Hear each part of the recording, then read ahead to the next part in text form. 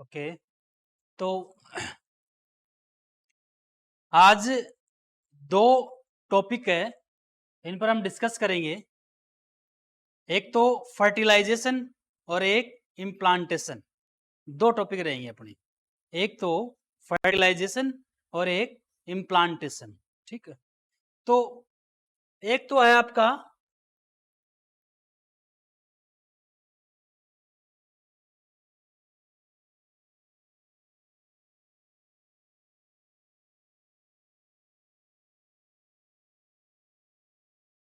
Fertilisation. कौन सा है? देखो, ये नीचे वाला जो डायग्राम दिखा रखा है, ये फर्टिलाइजेशन की प्रोसेस को बता रहा है। कौन सी प्रोसेस को समझा रहा है? फर्टिलाइजेशन। ठीक है, तो फर्टिलाइजेशन की हम जब बात करेंगे तो इसमें कुछ प्रोसेस रहेगी हमारी, और उन प्रोसेस पर हम डिस्कस करेंगे। ठीक है, एक एक करके इन प्रोसेस पर हम डिस्कस करते हैं। तो फर्टिलाइजेशन मीन क्या होता है? आप फर्टिलाइजेशन का मतलब क्या जानते हो? क्या मतलब निकलता है इससे? तो आप क्या बताओगे कि नर तथा मादा युग्मकों के मिलने की प्रक्रिया। नर व मादा जो युग्मक है,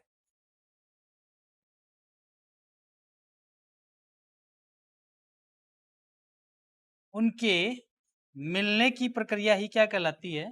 फर्टिलाइजेशन। तो नर युग्मक कौन सा रहेगा? शुक्राणु। क्या रहेगा? और मादा युग्मक अंडाणु। नर युग्मक शुक्राणु और मादा युग्मक अंडाणु। ठीक है, एन होते हैं ये आप जानते हो, इसीलिए ये युग्मक है। अगुणित कोशिकाएं हैं। कैसी कोशिकाएं हैं? अगुणित कोशिकाएं हैं। तो नर और मादा युग्मकों का मिलना निषेचन कहलाता है। ये जब दोनों मिल जाते हैं तो उसके फलस्वरूप एक द्विगुणित कोशिका बनती है, जिसको आप क्या कहते हो? जाइगोट, या हिंदी में युग्मनज। क्या कहोगे? और ये जो जाइगोट है, ये जाइगोट जाके करेगा इम्प्लांटेशन। क्या करेगा? इम्प्लांटेशन। जाइगोट क्या करेगा? इम्प्लांटेशन। इम्प्लांटेशन का मतलब होता है रोपण। इम्प्लांटेशन का मतलब क्या होता है? रोपण। तो ये रोपित हो जाएगा। कहाँ रोपित होगा? गर्भाशय के अंदर। कहाँ रोपित होगा? तो इम्प्लांटेशन करेगा ये, लेकिन इम्प्लांटेशन के पहले ये डेवलप होगा। क्या होगा? और इस डेवलप वाली बात को हम कहते हैं क्लीवेज। क्या कहते हैं?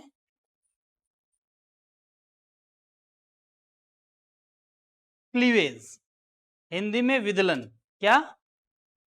विदलन। ठीक है, जब मैं समझाता हूं तो रफ कॉपी खोल के बैठा करो। बात बहुत सारी इंग्लिश में बोली जाती है, फिर हिंदी में बोल दी जाती है, फिर आप लास्ट में पूछते हो सर उसका हिंदी में क्या मतलब था और इसको क्या बोलते हैं। ठीक है, तो नोट कर लिया करो। कोई ज्यादा टाइम लग रहा है क्या? मैं भी तो समझा रहा हूं लिख कर। तो इसको क्लीवेज कहेंगे। क्या कहेंगे? क्लीवेज। क्लीवेज के कारण ये बन जाता है क्या?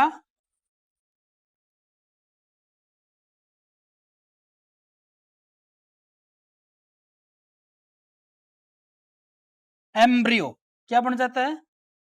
एम्ब्रियो। क्या कहते हो आप हिंदी में? भ्रूण। क्या कहते हो? ठीक है, तो ये जो प्रोसेस है ये होनी जरूरी है। तो फर्टिलाइजेशन के अंदर यही होता है। अब फर्टिलाइजेशन के अंदर ये होता है, लेकिन फर्टिलाइजेशन एक देखा जाए तो कॉम्प्लेक्स प्रोसेस है। कैसी प्रोसेस है? कॉम्प्लेक्स प्रोसेस है, मतलब जटिल प्रक्रिया है। कैसी प्रक्रिया है? जटिल प्रक्रिया है। क्योंकि बोलने में तो ये बहुत कॉमन सा हो गया है कि भाई शुक्राणु अंडाणु से मिल जाएंगे, जायगोट बन जाएगा, जायगोट से एम्ब्रियो बन जाएगा। लेकिन शुक्राणु के अंडाणु तक पहुंचने तक बहुत सारी कॉम्प्लेक्स प्रोसेस होती है। उसके बाद में शुक्राणु जब अंडाणु से टच होगा तो भी वो कॉम्प्लेक्स प्रोसेस रहेंगी उसके अंतर्गत। तो इन सारी को हमें समझना है। तो इतनी बात आपको समझ में आई। ये हमारी पहले वाली बात है, ये कॉमन सी बातें हैं, तो मैं इनको मिटा देता हूं।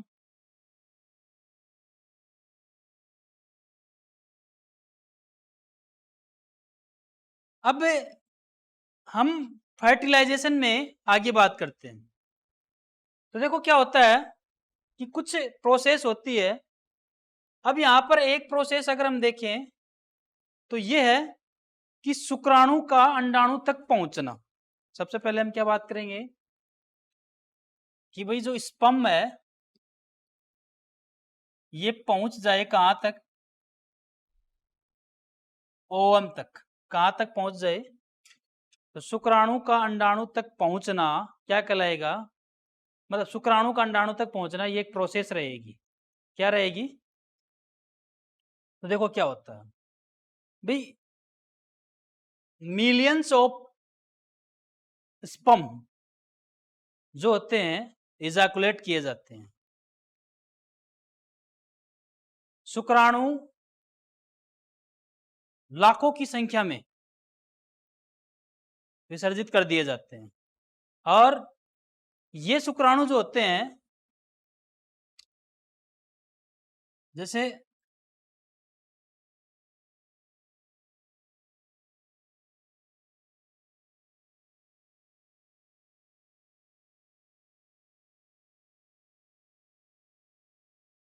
शुक्राणु स्खलित किए जाते हैं किसके बाद, वीर्य सेचन के बाद। जैसे ही वीर्य सेचन होता है, जैसे ही वीर्य सेचन होता है, वीर्य सेचन क्या होता है, मादा के जनन पथ में वीर्य का स्खलन, क्योंकि शुक्राणु मिलेंगे किसमें, वीर्य में। किस में मिलेंगे, तो मादा के जनन पथ में वीर्य का स्खलन हो जाता है। किसका, और वीर्य का जो स्खलन है वो मैथुन प्रक्रम द्वारा होता है, सहवास प्रक्रिया द्वारा होता है। क्लियर। तो वीर्य के जैसे ही वीर्य स्खलित हो जाता है तो लगभग 200 से 400 मिलियन स्पर्म जो होते हैं वो निकल जाते हैं एक बार में। अब जैसे ये निकलते हैं ये रैंडमली गति करेंगे, यादृच्छिक गति करेंगे। रैंडमली मतलब ये कोई ऐसे नहीं कि सीधी लाइन में चलेंगे, कोई इधर चलेगा, कोई इधर टेढ़ा चल रहा है, कोई इधर चल रहा है, सब यादृच्छिक गति करेंगे तुरंत प्रभाव से। ठीक है, तो इनकी यादृच्छिक गति हो जाती है स्टार्ट। वीर्य सेचन के तुरंत बाद शुक्राणु जो होते हैं यादृच्छिक गति करते हुए पहले मादा के जनन पथ से होते हुए, गर्भाशय से होते हुए अंडवाहिनी के अंदर पहुंच जाएंगे। कहाँ पहुंच जाएंगे, ठीक है, क्लियर। अच्छा, यहां पर दो हार्मोन्स भी काम आ रहे हैं। एक तो है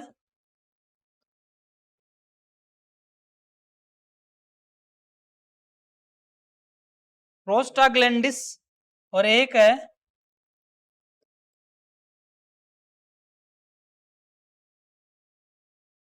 अच्छा, ये प्रोस्टाग्लैंडिस कहाँ होता है, प्रोस्टाग्लैंडिस कहाँ होता है, देखो अगर आपने पढ़ा हो तो जब शुक्राशय के बारे में हम पढ़ा रहे थे तो शुक्राशय से जो तरल निकलता है उसमें प्रोस्टाग्लैंडिस होता है। क्या होता है, और एक होता है ऑक्सीटोसिन। ये ऑक्सीटोसिन फीमेल के पास होता है, किसके पास होता है, तो ये दोनों ही हार्मोन, ये ऑक्सीटोसिन तो फीमेल के पास मिलेगा और ये किसके पास मिलेगा, इन स्पर्म के पास रहेगा ये।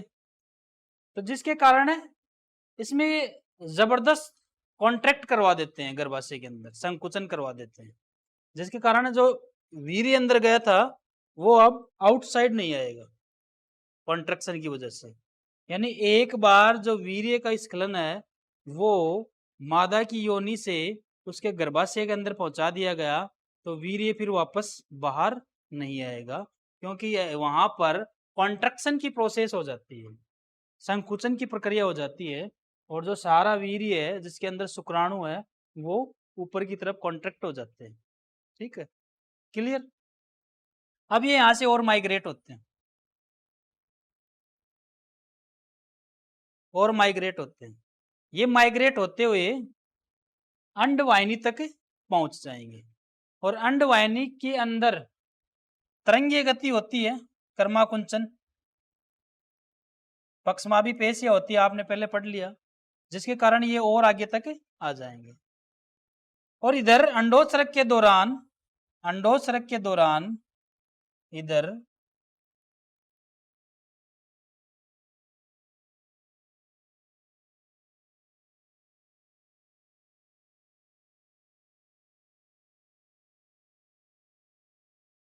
ये एम्पुला बना देते हैं अपन। क्या बना देते हैं?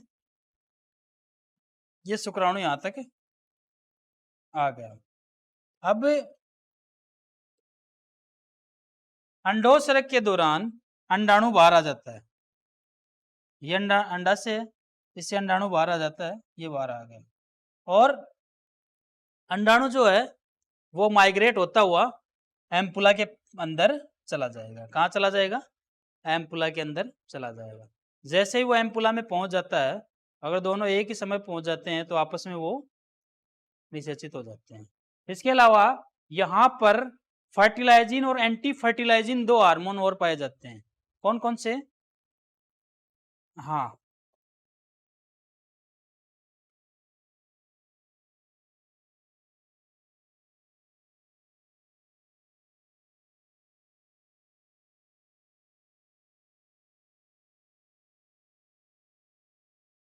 फर्टिलाइजिन और एंटी फर्टिलाइजिन हार्मोन पाए जाते हैं।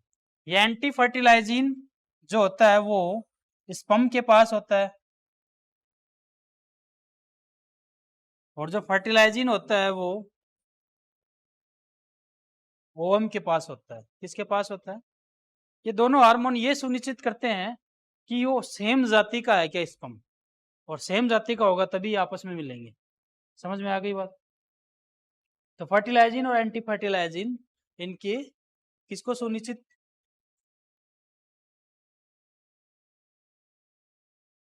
किसमें?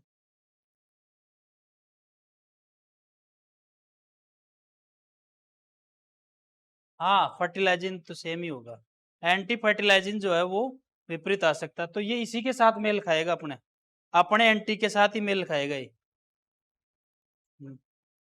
अरे इसके पास जो हार्मोन है ना, ये इस स्पर्म के पास, उसी की जाति का स्पर्म है, उसी के पास जो एंटी फर्टिलाइजिन होता है उसी से मेल खाता है। ठीक है, बाकी मेल नहीं खाएगा ये। तो ये जो प्रक्रिया हो जाती है इसको आप बोलते हो निषेचन की। वो ये इसके अंदर सिर्फ आपने ये पढ़ा कि स्पर्म का ओवम तक पहुंचना, स्पर्म का ओवम तक पहुंचना। ठीक है, हो गया इतना? आगे बात करें? क्लियर? समझ में आ गई बात? नोट कर लिया करो, आप नोट नहीं करते, साथ किया करो।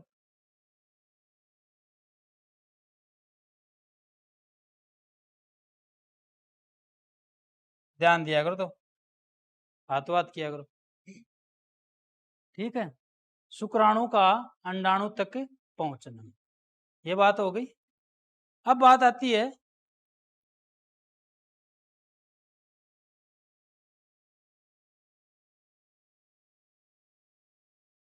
क्या नाम, शुक्राणु का योग्यतार्जन।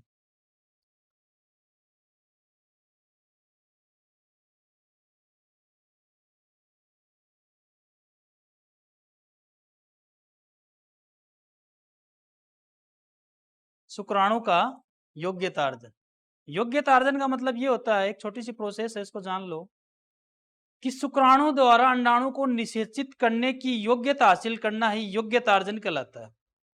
क्या कहलाता है? शुक्राणु द्वारा अंडाणु को निषेचित करने की योग्यता हासिल करना ही क्या कहलाता है? योग्यतार्जन। क्या कहलाता है? समझ में आ गई बात? योग्यता हासिल करना। ठीक है, अब आप बोलोगे सर ये बात शायद पल्ले नहीं पड़ी होगी, आप नहीं समझ में आई। चलो मैं शुक्राणु तो बहुत सारे हैं, अगर सबके पास योग्यता आ गई तो सारे इसको भेज देंगे, ऐसा तो हो ही नहीं सकता।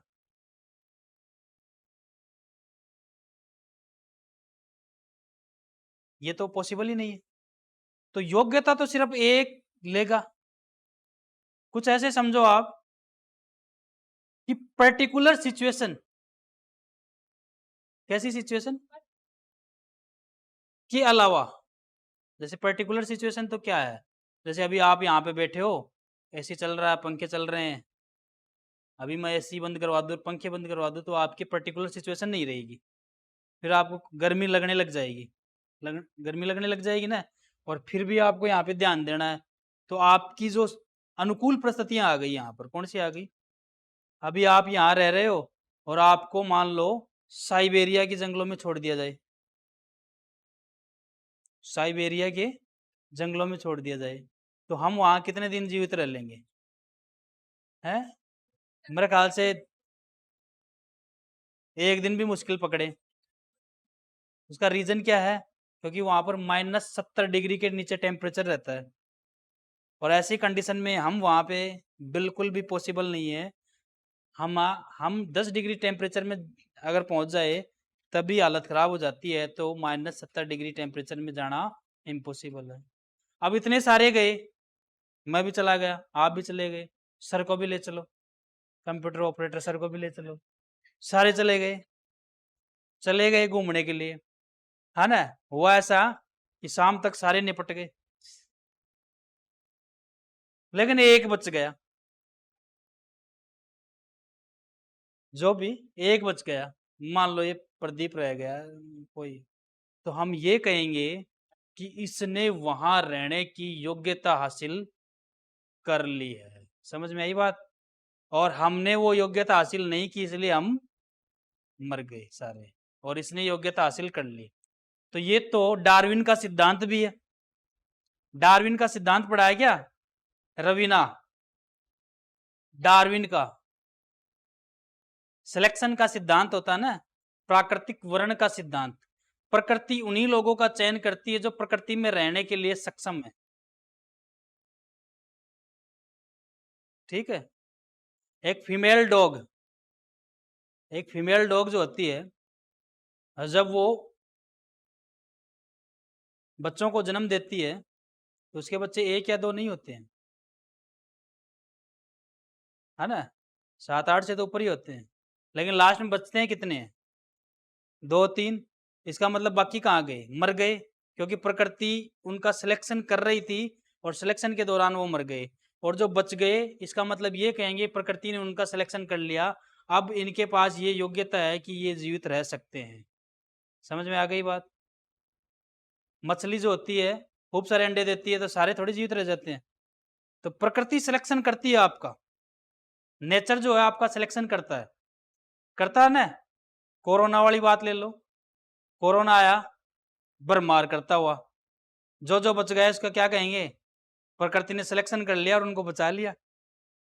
और जो उस अनुकूल परिस्थिति में जीवित नहीं रह पाया वो मर गया था, और जो उस अनुकूल परिस्थिति में जीवित रह गया वो बच गया। तो यहां पर शुक्राणु का योग्यता अर्जन, तो शुक्राणु तो बहुत सारे हैं, लेकिन योग्यता किसी एक के पास रहेगी कि उसको फर्टिलाइज कर सके। अब ये योग्यता देगा कौन इसको, ये टेस्ट लेगा कौन इसका? तो ये टेस्ट जो होता है ये इसी की स्ट्रक्चर के अंदर हो जाता है, ओवरी के अंदर ही हो जाता है। ठीक है। इसमें इसके साथ साथ जो जनन पथ होता है वहां पर होता है, क्योंकि आप जानते हो, आपने पहले पढ़ा कि लैक्टोबैसिलस जीवाणु होते हैं योनि मार्ग में।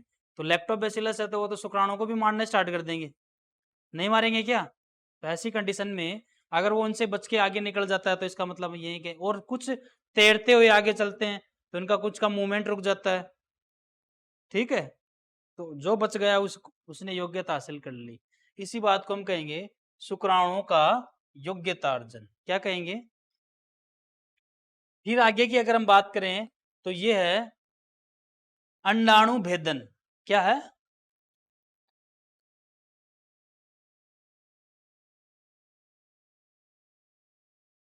अब बात ये है, देखो यहां ये जो दिखा रखी है स्ट्रक्चर, यहाँ से यहाँ तक की, ये देखो ऐसे, इसको अंडाणु कहेंगे। और ये जो आ रहे हैं स्पर्म आ रहे हैं, 1 2 3 4 स्पर्म आ रहे हैं, ठीक है। लेकिन एंटर होने के लिए सिर्फ एक ही प्रोसेस कर रहा है, ये देखो, ये एक कर गया, सॉरी, ये एक ही प्रोसेस की है इसने, और इसने अपने न्यूक्लियाई भेज दिए अंदर, ठीक है। और पूंछ वाले हिस्से से टूट के बाहर रह जाता है, सिर्फ आगे आगे का हिस्सा भेजता है। समझ में आ गई बात? समझ में आ गई? गति करवाने के लिए, यहाँ तक लाने के लिए। बाकी जो आप पढ़ रहे थे बार बार में, समीपस्थ तारक के अंदर, दूरस्थ तारक के अंदर, जो दूरस्थ है तो वो तो अक्षीय तंतु बनाता है, और समीपस्थ तारक के अंदर अब इसको यहाँ से तोड़ देगा, ठीक है। और तोड़ के ये आगे का हिस्सा अंदर चला जाएगा। ये इसका केंद्रक, ये जो जा रहा है ये क्या है भाई? केंद्रक। किसका केंद्रक? शुक्राणु का केंद्रक। वेरी गुड, शुक्राणु का केंद्रक। और ये अंदर क्या है? अंडाणु का केंद्रक। ये दोनों मिलने चाहिए ना, जैसे ये मिल जाएंगे तो निषेचन की प्रक्रिया हो जाएगी। यहाँ पे क्या लिख रखा? Fusion of nuclei. Nuclei, fusion of nuclei, यानी केंद्रकों का संलयन, जुड़ना, ठीक है। अब यहाँ पे देखो, क्रॉसिंग द जोना पेलिसिडा, इसको पहले जोना पेलिसिडा को तोड़ना पड़ता है, ठीक है। और एक्रोसोम रिएक्शन, यहाँ पर एंजाइम निकल रहे हैं, यहाँ पर क्या निकल रहे हैं? एंजाइम निकल रहे हैं। ये जोना पेलिसिडा को तोड़ के अंदर जा रहा है। तो अब यहाँ पे बात करोगे अंडाणु के भेदन के लिए, आप क्या बताओगे कि शुक्राणु जैसे ही अंडाणु के पास पहुंचता है, शुक्राणु जैसे ही अंडाणु के पास पहुंचता है, तो जैसे इसके टच होने वाला होता है ये, तो ये स्पर्म लाइसिन एंजाइम छोड़ देता है।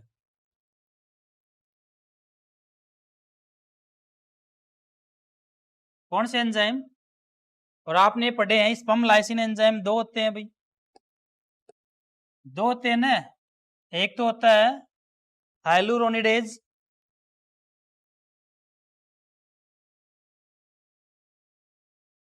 और एक एक्रोसिन। एक क्या है? एक्रोसिन। तो हाइलुरोनिडेज तो कोरोना रेडिएटा को तोड़ देता है, और एक्रोसिन किसको तोड़ता है? जोना पेलिसिडा को तोड़ देता है। इस कारण ये अंदर चला जाता है, ठीक है। जैसे इसके टच होता है ये, वहां पर एक उभार बन जाता है अंडाणु में, ऐसे बाहर की तरफ, इसको कहते हैं निषेचन शंकु।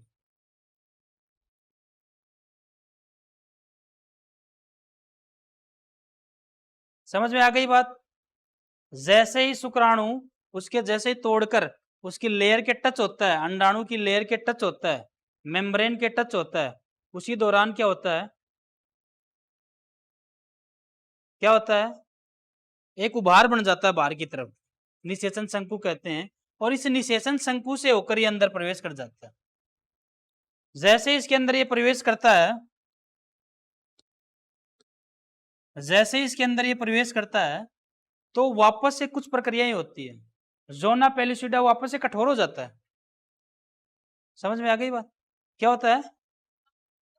कठोर हो जाता है, इसको पैक करने की कोशिश करेगा, इसके जाते ही वापस से कठोर हो जाएगा जोना पेलिसिडा, ठीक है।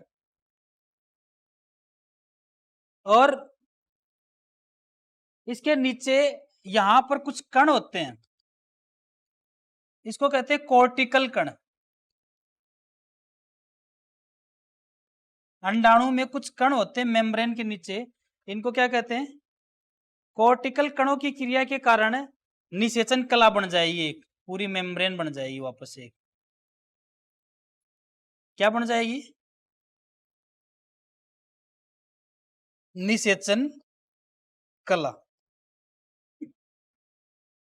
अंदर आया, पहले तो अपने स्पर्म लाइसिन एंजाइम छोड़े, इससे इसकी जो लेयर है वो टूट गई, कोरोना रेडिएटा और जोना पेलिसिडा टूट गई, निषेचन शंकु बना, अंदर प्रवेश कर दिया, इसने अपना हेड पार्ट अंदर डाल दिया।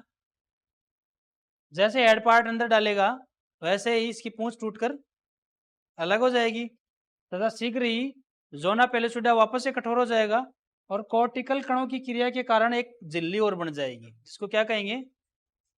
निषेचन कला। क्या कहेंगे?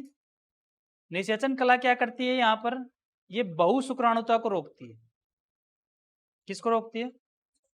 जैसे ही वो अंदर चला गया, निषेचन कला बन गई, अब कोई दूसरा शुक्राणु इसके पास अंदर प्रवेश नहीं कर सकता किसी भी हालत में।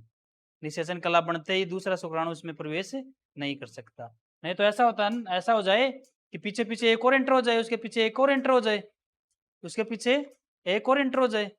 ठीक है, तो ये प्रोसेस है अंडाणु भेदन की। समझ में आ गई बात? वापस से बताऊं? है समझ में आ गया? ठीक है।